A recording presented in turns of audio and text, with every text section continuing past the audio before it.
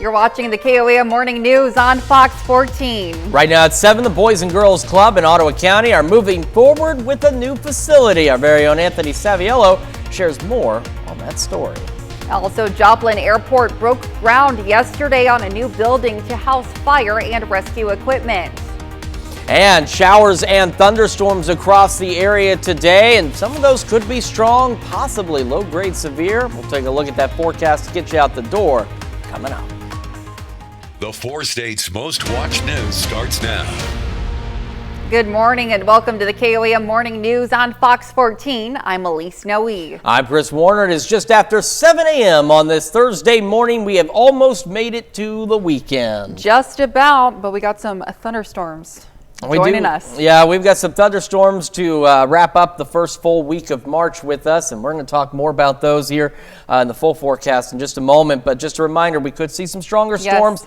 Large hail does seem to be the primary risk with any of the stronger storms today. But again, we'll go into all that in detail here in just a few more minutes. Sounds good. The Boys and Girls Club of Ottawa County can now boast a new facility. KOAM's Anthony Saviello tells us why this is not only a big step for the kids, but also for the community. What used to be a convenience store in the town of Fairland now lies empty and out of use. At least it did, until Boys and Girls Club of Ottawa County stepped in. We've been in the process of identifying a new location for our Fairland kids.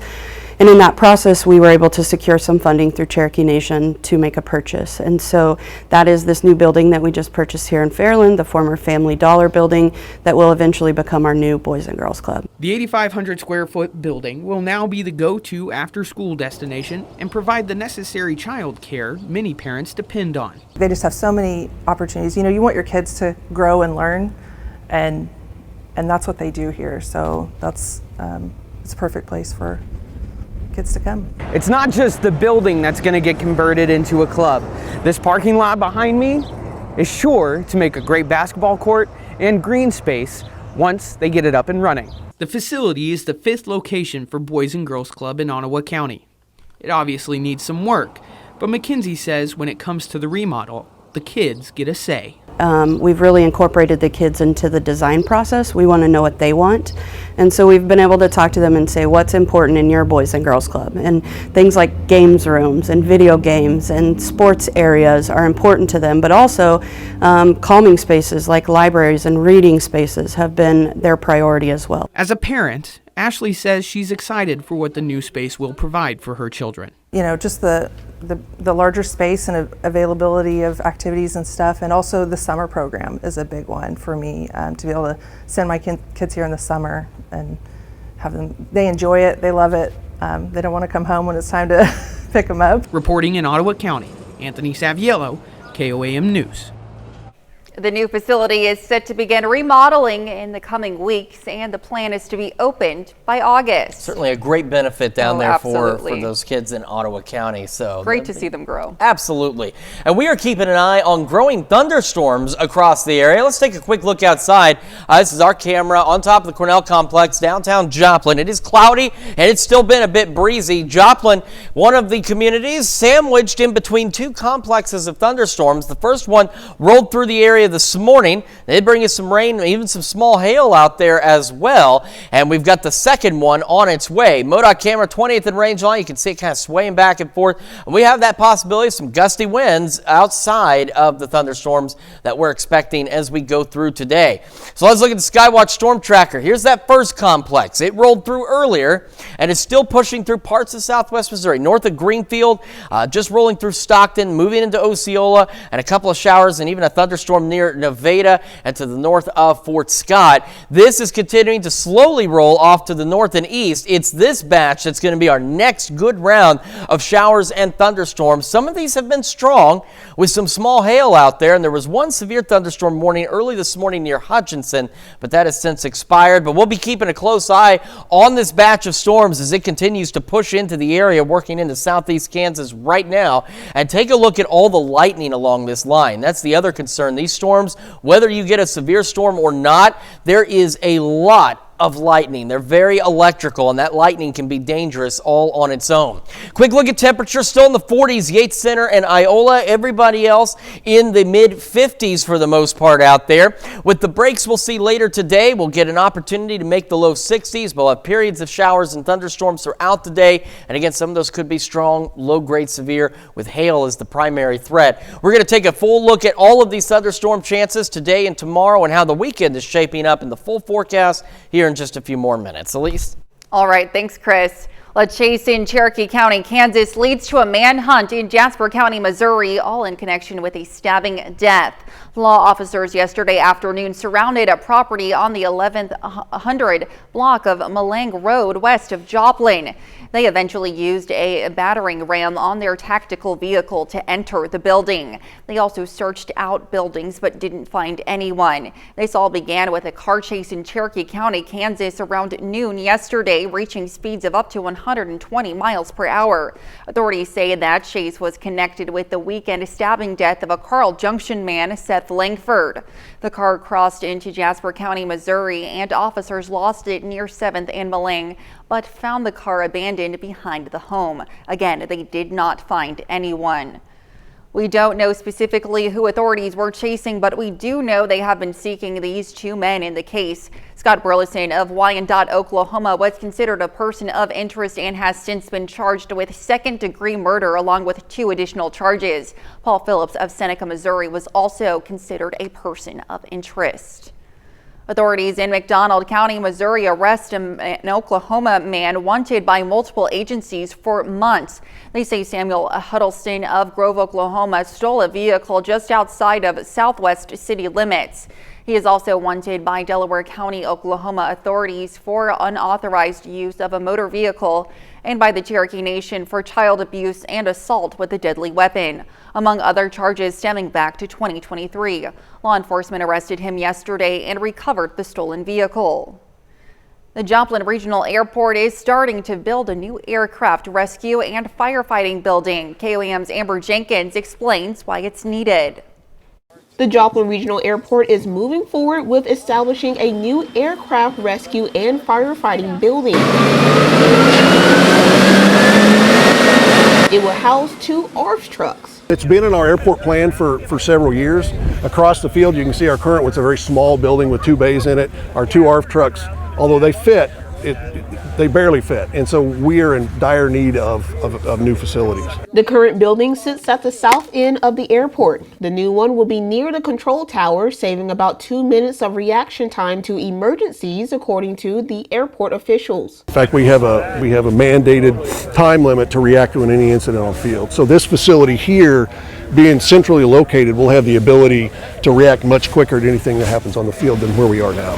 The FAA Airport Improvement Plan program is paying for most of the project. The program provides funding to help airport upgrades to meet regulations. $8.5 million building, only about 5% is paid for by the airport directly. All of the rest is federal money to put this beautiful new facility in place here at the airport. The airport board sees the new building as a sign of growth as they brainstorm new opportunities. What else can we do? What else can we do to help general aviation? We have strong general aviation here, but we'd like to see more. Reporting in Joplin, Amber Jenkins, KOAM News. The airport's snow removal equipment will also be housed in the new building. And those are our top stories for this half hour. Up next, Julie Reams joins us to share some information about the Carthage Biz Expo happening this Saturday. And later, a New York pastor is rucking over 200 miles to raise funds for homeless vets. You're watching the KOAM Morning News on Fox 14. This is Scott with Windows for Less. With springtime in mind, easy. Give us a call today to schedule your free at-home estimate. If you want the best for less, call Windows for Less. Well, the Carthage Chamber of Commerce B2B Biz Expo March Madness is scheduled for this Saturday. Julie Reams, the Chamber President, is here this morning to give some insight on what you can expect this weekend. Welcome, Julie. Thanks so much for being here today. How are you doing this morning? I am good. I'm dodging the rain for now. Absolutely. Well, can you just talk to me a little bit about the purpose of this expo going on Saturday? Yeah, Saturday we're very excited to have our business expo for folks to come out and enjoy at Carthage Memorial Hall.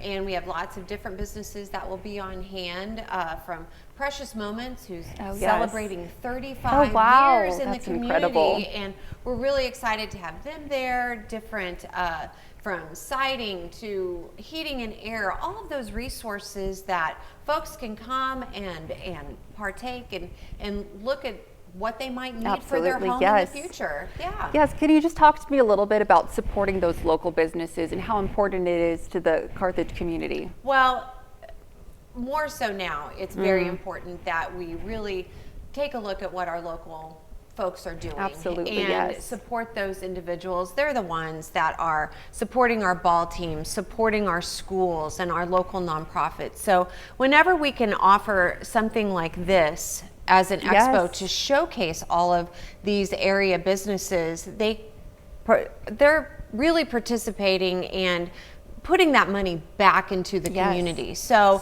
it is very important, and we keep those doors open, and anything that we can do, something as small as this can showcase, and it helps get their message out as well. Absolutely. And the best thing is our expo, it's free to enter. There's no admission fee. We open at 9 a.m. to 3 on Saturday. So come enjoy beautiful historic Carthage anyway, but stop by the Memorial Hall and take a peek at all of the wonderful businesses that will be there. Well, sounds absolutely wonderful. Can you talk to me a little bit about why March Madness for this expo? Well, our businesses are elevating the game. That's for sure. And with it being March, we thought it would be kind of fun I know there's going to be some vendors there that's going to have some hoops going on. Oh, that'll be fun. That'll be prizes and all kinds of fun things. We're giving away one of our drawings. If you visit all of the booths, you get the opportunity into a drawing that will be for 4 tickets to a Branson show. So we're really excited, but make sure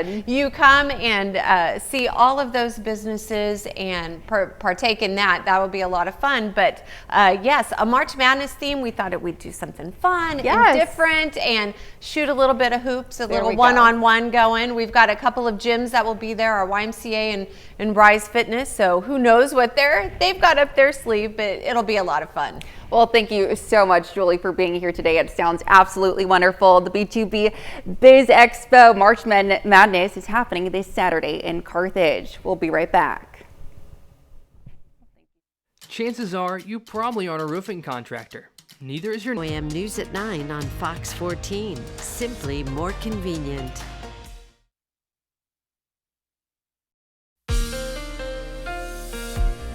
Welcome back to the KOAM Morning News. It is now 7:17 on this Thursday morning. We've got the clouds in Joplin. It has been breezy out there too with some gusty southeast winds.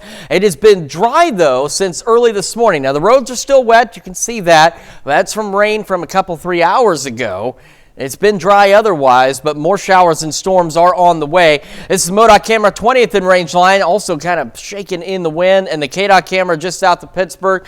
Again, calm for the time being, aside from some gusty winds, but more showers and storms on the way. In fact, take a look now to the east of Joplin, near Monette, back toward the east of Neosho, Pineville, seeing a few little spotty showers out there. This is the first batch of showers and storms. This is what's left of it. So some showers and thunderstorms in between Greenfield and Stockton, just south of Osceola, and a little cell just north of Nevada out there. But this is already dying out. What we're watching now is this batch of thunderstorms that's already rolling into southeastern Kansas, northeastern Oklahoma. This will continue to lift off to the north and east. Take a look at all this lightning, especially in the southeastern Kansas.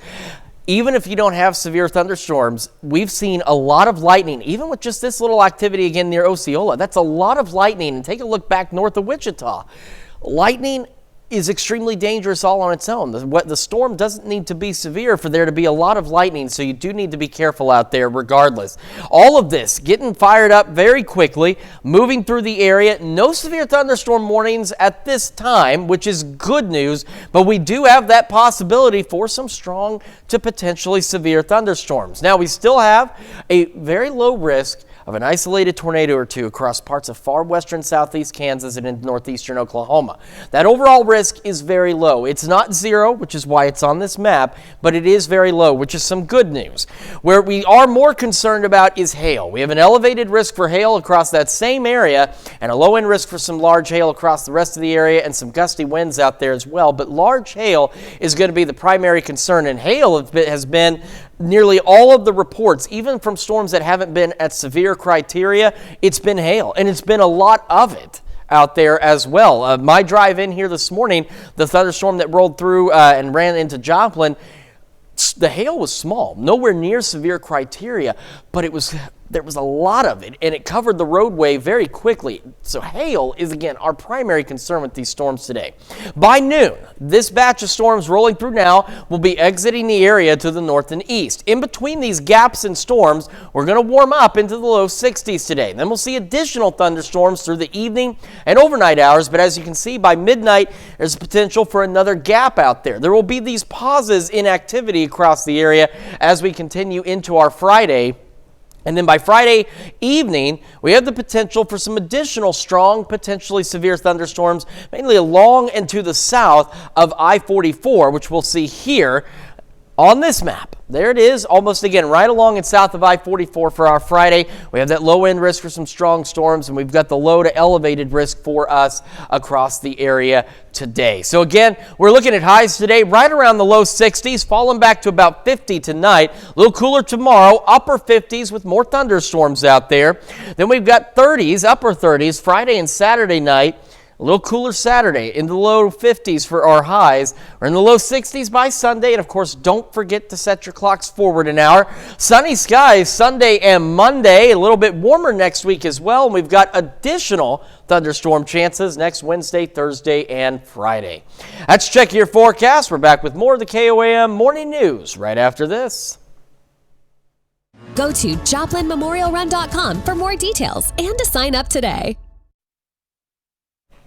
A soldier turned pastor is working to make a difference, and he's doing it by rucking 222 miles. Well, John Cooper is making the run to help raise funds for homeless veterans. Derek Heed shows us why this mission means so much to him. Rucking is walking at a fast pace with a weight on your back. And the reason in the military we would do that is because in the field, when you're out training or in combat, that's what you do. You carry heavy weight on you. John Cooper Jr. is an Army veteran himself. And when he stepped away from service in 2021, he came to some harsh realizations about the city he grew up around. I drove through Niagara Falls, and some of the areas in Niagara Falls looked parallel to Kabul, Afghanistan. I think 9.5 million people a year come to see Niagara Falls, but they walk right past people, people made in the image of God who are homeless, who are in need. John is now a pastor and the executive director of the Niagara Gospel Mission. He says he felt that going back to rucking, something he did every week in the military, was a familiar feeling to the people he now serves. The homeless population that we serve, they walk around with everything they own on their backs. So in honor of his own unit, the 2nd Battalion, 22nd Infantry Regiment, he is rucking 222 miles for local homeless men, women, and veterans. Yeah, I hope it opens people's eyes to the problem. We see it. He started on February 22nd, 222, in hopes of raising $2,222 to expand Niagara Gospel Mission's homeless shelter and recovery space. He's just 1/3 of the way into the ruck, and he's already surpassed his fundraising goal by more than $1,000. But to see it go over, especially $1,000 over, has been, just a joy. Even his own emergency shelter manager, Alex Goldsmith, is looking at him in a new light. Like, wow, it just gave me a whole new perspective of, the guy that runs this mission here. John is continuing the ruck until he reaches 222 miles on Easter Sunday. We have to actually go to people and show them that there's hope. Certainly an impressive mission, and it's incredible. He's only a third of the way through, and he's already beat his fundraising goals. So I can't imagine how much more he'll raise. And it's going to such a good cause. I mean, to take care of those who served our country is really admirable. Absolutely. Wonderful. All righty, well, stick around because coming up, Pitt State announces a new partnership with Kansas City University Joplin. Fernanda Silva, our very own Fernanda Silva, shares the details for future students. And we've got a reasonable complex of thunderstorms across southeastern Kansas and into Oklahoma moving across the area. We'll have another look at your forecast and those storm chances when the KOAM Morning News returns.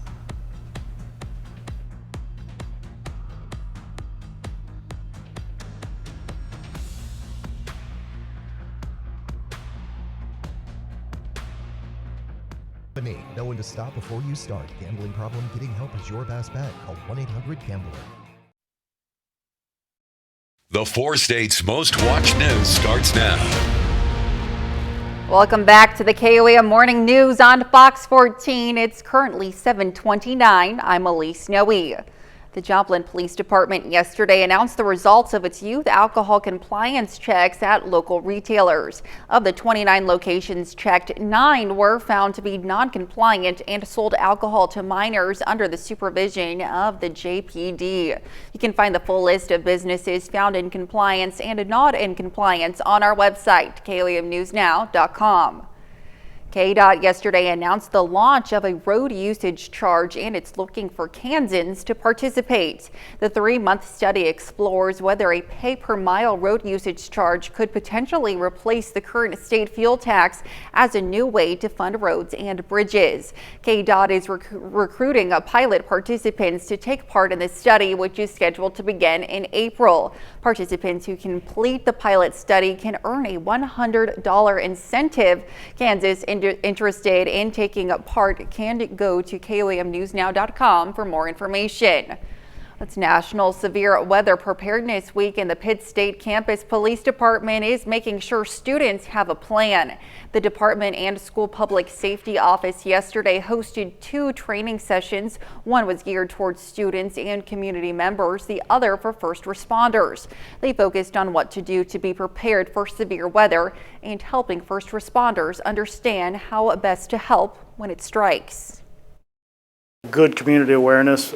We recognize the fact that a lot of our students on campus, some of them are from parts of the country that don't experience tornadoes or Midwest severe weather, and even parts of the world that have never heard that. So particularly I'm thinking about international students and faculty and staff. Both trainings featured presentations by the National Weather Service. The Crawford County Historical Museum hopes to hook the public with its new group. The Open Hooking with Hooks and Loops group began yesterday. Rug hooking is a simple art craft that can be used for a table mat, wall hanging, or a small floor rug. The craft dates back to the 1800s but still has uses today. We think it's important that we bring back the lifestyles and the crafts that were done in the colonial all the way through the 1800s. Particularly because it's a recycling type of craft and they reuse things that normally would be thrown away now. People with experience hooking or who have at least one class were welcomed to attend. And we've got showers and thunderstorms rolling across the area this morning. Quick look from the MoDOT camera, 20th and Range Line in Joplin. It's been blowing in the wind out there pretty good as we've been dealing with some gusty southeast winds outside of the thunderstorms. But take a look. Here's that first complex. It's kind of been back building a bit, so it's still hanging out in parts of southwest Missouri. We're seeing new development out here along I-44 and points south. And then we've got this complex of thunderstorms rolling through the area right now. Chanute, Independence, Coffeyville, stretching back now with a kind of little finger out here all the way into Cherokee County. Back into Oklahoma, but look, even in just this little zone right here, look at that concentration of lightning. These storms have been relatively electrical. Even for smaller cells, we've seen a fair amount of lightning, like the one around Stockton right now, north of Greenfield, south of Osceola. So even if you're not dealing with a severe thunderstorm necessarily, that lightning is still dangerous in its own sense. Take a look at the size of this complex here, stretching from Hays to near McAllister, Oklahoma, from Hays, Kansas to McAllister, Oklahoma. More development taking place back behind it. We will continue to see thunderstorms develop and roll through the area as we go through the morning hours out there. And take a look again at that lightning, so just do be cautious. We're looking at highs today, eventually low 60s with some of these gaps, but we'll have these periods of thunderstorms throughout the day. Some of these could be strong, low-grade severe, with large hail being the primary concern. We're going to have another look at your forecast, take a more in-depth look at our thunderstorm chances here in just a few more minutes. Elise? All right, thanks, Chris. Well, Pittsburgh State University and Kansas City University Joplin announced a new partnership. The Accelerated Medical Path undergraduate program saves 1 full year of tuition and fees for students, allowing them to get into the workforce 1 year earlier. The program provides PSU students guaranteed interviews to KCU, the medical school. KOAM's Fernanda Silva was at their press conference yesterday and has the details. I am so excited. I love working with our students. We have some tremendous students on campus that are involved in so many different activities, as well as they're intelligent and they're driven. The reason for the smiles in the Big New Family Center for the Arts hallway and for Professor of Biology Mandy Peak Bryan's excitement is a new PSU program in partnership with Kansas City University Joplin. Students will have 3 years at Pitt State. Following the 3 years completion of those requirements, then they will matriculate into KCU. After they complete that first year of medical or dental school at KCU, then they'll transfer those credits back to Pitt and they will receive a bachelor's degree. After that, students will continue with their medical path. High school seniors and students who have not yet completed their first semester at PSU can apply to the program. The stats is out there. A lot of times students stay around where they get those degrees, so we're hoping that this becomes a means of us increasing the numbers that we have in the area. AMP Up students will have the chance to complete their clinical education in our local communities, serving friends and neighbors, and participate in world-class research opportunities, which will enhance their future careers as practicing physicians and dentists. PSU hopes to have the first cohort in the fall. I look forward to hopefully recruiting even more of those fantastic students to Pittsburgh State University. In Pittsburgh, Fernanda Silva, KOAM News. According to PSU, the cohort will include up to 35 students per year, 25 students interested in going into medical school and 10 interested in going into dental school. That's a look at our top news stories coming up this half hour on the KOAM Morning News. Some special education students in Michigan are gaining some valuable experience through baking. Russell Shellberg shares how the program is having an impact. Fresh baked lasagna, choice of sauce, bottomless salad, or our Italian nachos, and bread for only $15.99.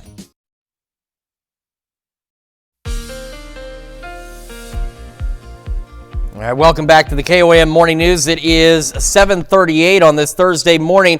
Take a look. We've got our thunderstorms around the area. We've got this complex that's still in southwest Missouri. We're going to zoom in a bit here around the Stockton area, north of Nevada. No severe thunderstorm warnings with any of this activity, but these storms have brought a lot of lightning. As we travel a little further south, we've got a little thunder shower starting to roll into the Joplin area right now, and one right over Mount Vernon as well. And we're seeing some additional development now down to the south of 60 and between Neosho, Cassville, Pineville, Seligman, and we head off to the west and take a look at this complex. There was that severe thunderstorm warning near Hutchinson this morning.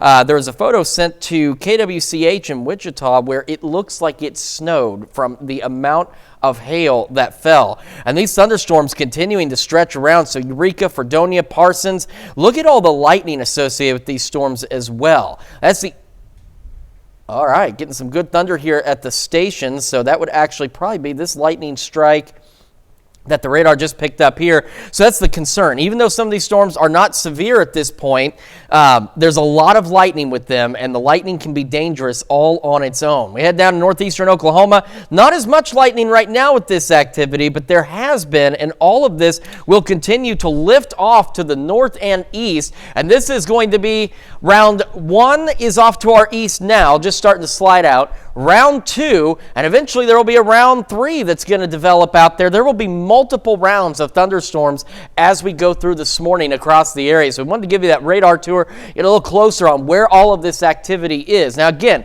none of these storms at this point are strong or severe, believe it or not. They are, some of them, producing small hail, and we do have that risk for some strong to severe thunderstorms for us today.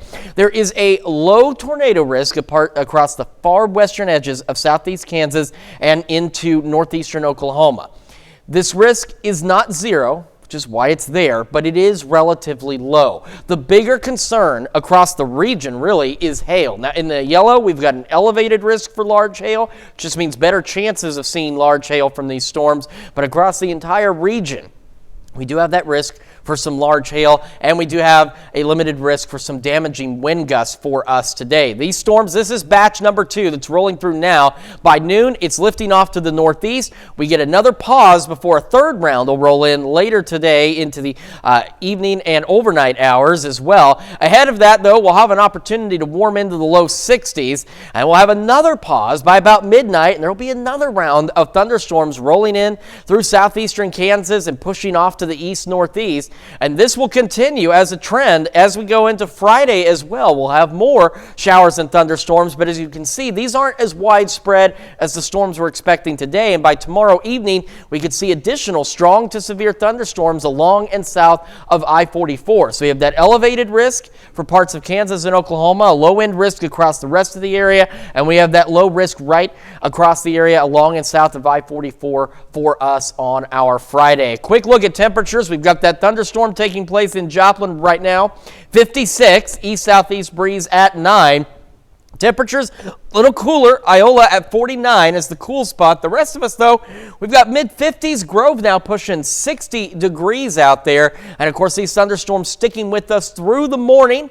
And we'll be hovering in the mid to upper 50s. Our highs today looking to be, again, about the low 60s with some of those pauses from the storms. We're going to go upper 50s tomorrow. Got a couple of upper 30 nights ahead of us, Friday and Saturday night. A little cooler Saturday. Don't forget to spring forward on Sunday. We warm up next week. More rain chances next Wednesday, Thursday, and Friday.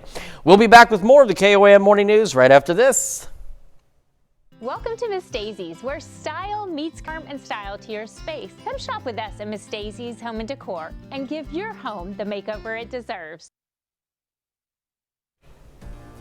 In Consumer Watch this morning, the first ever over-the-counter continuous glucose monitor gains approval for use by federal regulators. The FDA says Dexcom's Stelo device can be used by patients 18 years old or older who do not take insulin.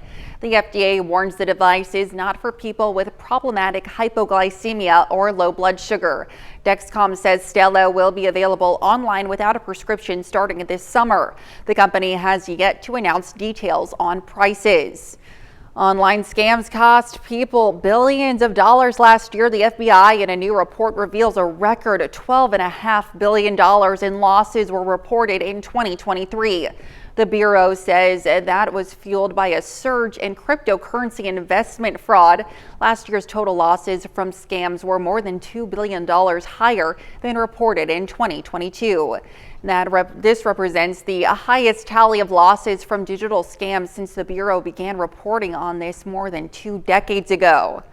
All right, frequent flyers, listen up. Your time going through airport security could be dramatically reduced as TSA rolls out its first self-screening checkpoint lanes in the U.S. Fox News' Sean Alangel checks out where the new machines are located and how they work and more. Let's face it, no one enjoys waiting in long lines to make it through airport security. But hope for a smoother travel experience could be on the horizon, with the Transportation Security Administration revealing its new self-screening checkpoint lanes. Passengers are looking for something that they can complete the screening process on their own with minimal interaction with TSOs. Currently, the systems are only available at Las Vegas's Harry Reid International Airport for TSA PreCheck customers who speak English. Officials are testing their effectiveness before potentially rolling them out at other airports nationwide. We have an opportunity for the public to come through and to provide critical feedback on how the system performs, what it does well, what are some of the frustrations. And while they look high-tech, the experience is designed to be pretty self-explanatory. We don't want it to be intimidating, and the goal is to have each step be intuitive. So when they bring their bags into the carry-on bin, there's an opportunity for them to talk to a real officer if they need to. If they don't, that's fine. And then they move through the passenger screening system with those entry-exit doors. When it comes to cleanliness, the machines automatically sanitize bins with ultraviolet light after every use.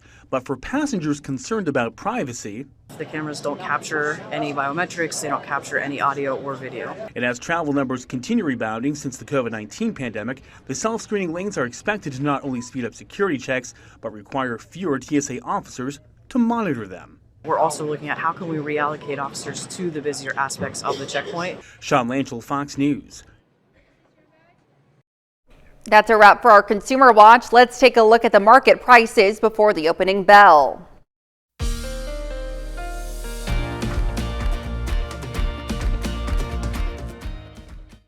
You've got 4 days, and 4 days only to save like never before. During the 4-day super sale at this Friday night on Fox 14. Thunder Friday Nights is sponsored locally by Downstream Casino Resort and Vance Automotive Group.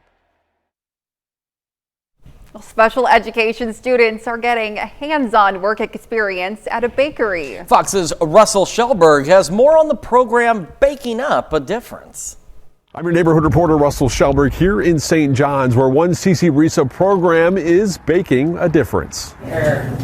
Give that to Jamie, please. Since 2021, Addie Qualalog has been involved with the Flower Box Bakery. All right, high five, Matt. Addie works with the special education students in the bakery, teaching them skills they can take into the real world.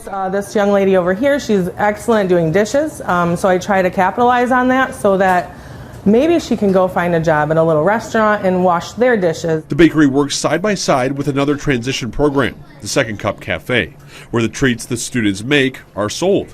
Addie says the demand for the treats keeps them busy. We have made 3,070 treats since Labor Day during our school year. To add to their life skills, the students also get the experience of shopping for baking items and making the treats from start to finish, which Addie says is the best part of the experience. Now, I'm so proud of them. They just light your whole day up, and it makes coming to my job so easy because they are so wonderful. The students are able to stay in the program until they are 26 years old, giving them lots of time to learn the skills they'll need for the future. In your neighborhood, I'm Russell Shellberg, Fox 47 News. That's certainly an impressive program, and it's great that they're able to help out and discover what their unique talents are. Yes, and such a calming and welcoming environment too is super important. So it's great to see that for those students. Absolutely. And what we're seeing here, a lot of thunderstorm activity. In fact, we've been hearing quite a bit of thunder. These storms, very electrical storms. Let's take a look at Skywatch Storm Trackers. That's what we're going to spend our last few seconds here doing. This is look at all of this activity across the area. It is much needed rain, and thankfully at this point, no severe weather, but that is a possibility for us today. But I want to take in just even right here close to the station. So we're talking Parsons, Columbus, Oswego. Look at all of those lightning strikes just with this activity. Now, I want to back this up just a bit. Watch how quickly this activity goes. This is what? 30 minutes ago, a little over 30 minutes ago, it develops very quickly, and then that lightning really starts to take off out there, and that's what we are dealing with. So even if you don't have a severe thunderstorm, we've got a lot of lightning with these storms. Storms near the Stockton area and just south of Greenfield. The thunderstorm rolling through Joplin into Carthage right now. More heavy rain and thunderstorm activity in the northeastern Oklahoma and out just west of Yates Center now, in between there and Eureka and by Fredonia. We're going to have another look at your forecast plus the news you need to know right after this. Outpost Casino is celebrating the return of spring. It was wounded when his convoy hit an IED along a roadway in Iraq. We are proud to salute Larry Weeks, a four-state hero. Here's a check of today's top headlines, the news you need to know before you head out the door. Authorities in McDonald County, Missouri arrested an Oklahoma man wanted by multiple agencies for months. Sam Huddleston of Grove, Oklahoma was also wanted by Delaware County, Oklahoma, and by the Cherokee Nation. He has a list of charges going back to 2023. Law enforcement arrested him yesterday. The Joplin Regional Airport is moving forward with establishing a new aircraft rescue and firefighting building. The new one will be near the control tower, saving about 2 minutes of reaction time to emergencies, according to airport officials. Pittsburgh State University and Kansas City University Joplin announced a new partnership. The Accelerated Medical Path undergraduate program saves 1 full year of tuition and fees for students, allowing them to get into the workforce 1 year earlier. The program provides PSU students automatic interviews to KCU at the medical school. All right, strong to potentially severe thunderstorms are a possibility today. We have a low-end risk for tornadoes in our far western counties. It's not zero, but it's very low. The primary concern is going to be for large damaging hail across the area. We have a low to elevated risk for that, and we could see some damaging wind gusts out there. Thunderstorms continuing already this morning and will do so in periods throughout today into our Friday. Low 60s today, upper 50s tomorrow. A little cooler on Saturday. Don't forget to spring forward on Sunday. Warming up next week with more shower and thunderstorm chances Wednesday, Thursday, and Friday. And of course, we'll keep a close eye on these thunderstorms throughout the morning and evening here on KOAM. Thunder again. We'll keep up to date with that. Thanks so much, Chris. Well, maple season has officially begun in Maine. Governor Mills hosted the annual tradition tapping of the maple tree. Of course, excuse me. That's all right. Hey, we get really excited about reading. Well, there were plenty of maple treats to snack on while learning about the iconic state staple, maple syrup. The season is heavily reliant on weather, which producers say got a late start this year due to chilly temperatures turning too warm too quick. Well, Maine is the third largest producer of maple syrup in the country, emphasizing its role in the state's economy as well as its cultural significance. All right, so make sure you get some maple syrup. Absolutely. Out there. I love maple syrup. Well, that's our time for now. We will keep an eye on these thunderstorms and be back today at noon. Have a great rest of your day.